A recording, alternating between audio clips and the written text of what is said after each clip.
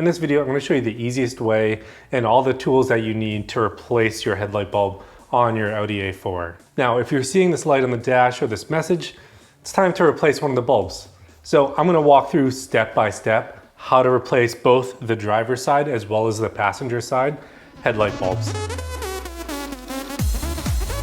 So the first thing we need to do is identify what's the style of bulb that we're replacing.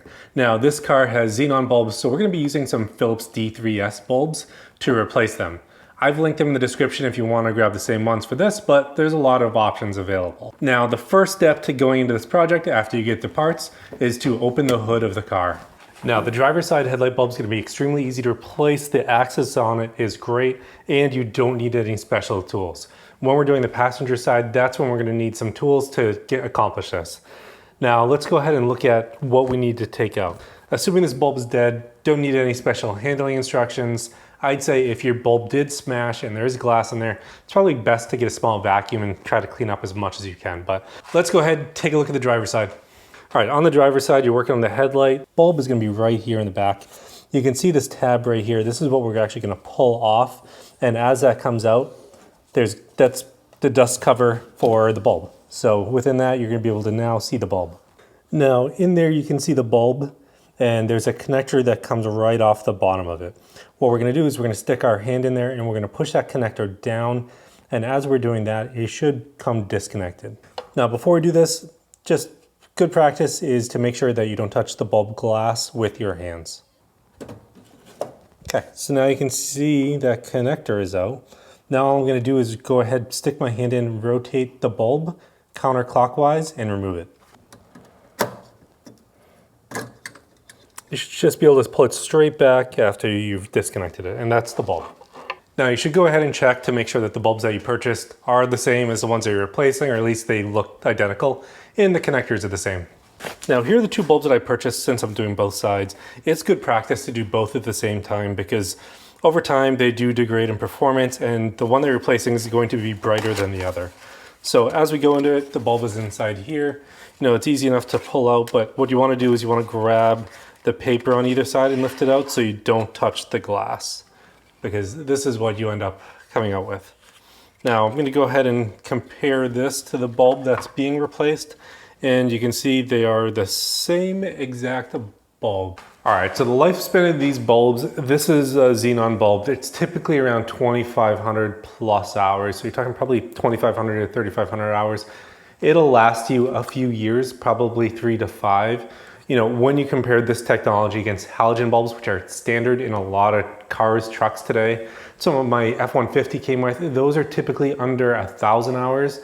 And aftermarket ones are under 500 hours. So this could be 2.5 to 3.5 times the life of a standard halogen bulb. And then the other technology, when we look at LEDs, you're really starting to get up to 50,000 hours. So pretty much, probably close to the lifetime of a vehicle today. You know, the only time those do go bad is when there's a manufacturing defect or they overheat. It's a poor design. Now with that, we're gonna go ahead, let's get this in the car.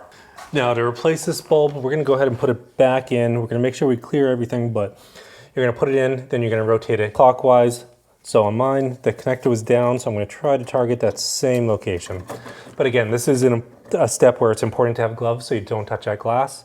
And after you get it in, turn it, you'll hear it click into place, and then you can go ahead and just reconnect that plug. And then after you connect that plug, just put on the dust cap, and then the driver's side is done. All right, now the easiest way to do this on the passenger side is to take the airbox out. And it's really not that complicated. So all we need to do is take out the front panel and then take out a piece of the airbox, unbolt it and disconnect it, and we should be good to just lift the airbox out. So let's go ahead and do that. Now we're gonna start by taking out these pins here. So to get these out, push these down, and then you should just be able to lift it up. So you just push it down slightly, and after you do that, you can stick your fingers under there, stick a tool under there, and you can just lift it straight up and it should just come out. And we'll go ahead and do the same on the rest of them. So push down, push down, push down, and after they're pushed down, I'm gonna go ahead and just lift them right up.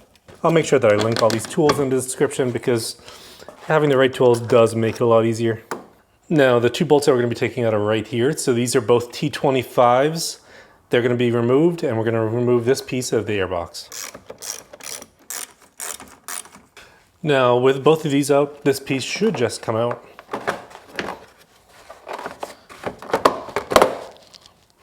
It's removed. Then we have the airbox. So all I have to do here is remove this clip. So if you push that connector back, remove that connector, and then go ahead and take off the hose clamp for the intake tube. Now with that out of the way, this should just be able to be pushed out.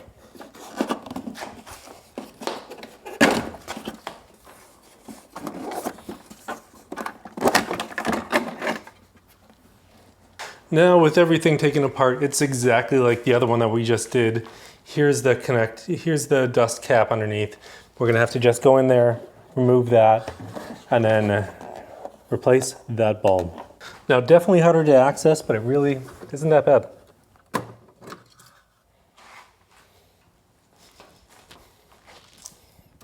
Then we're gonna go ahead and just plug it right back in.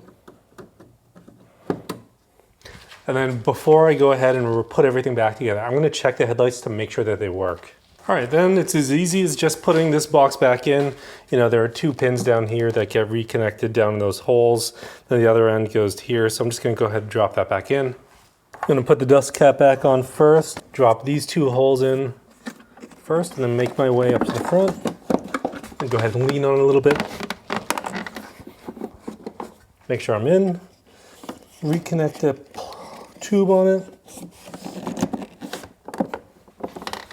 Gonna go ahead and tighten this back up, put in the bolts in the front, and that's pretty much it.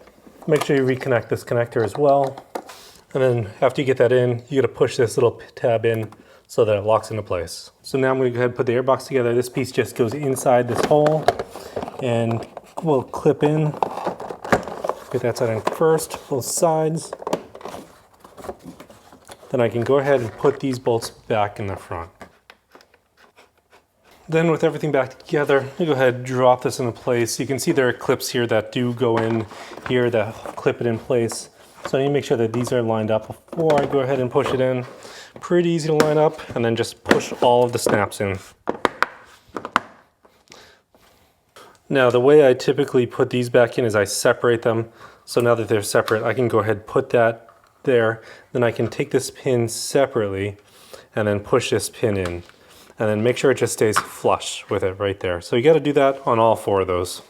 Then I'm going to go ahead, turn on the key, and as you can see, both headlights are working again.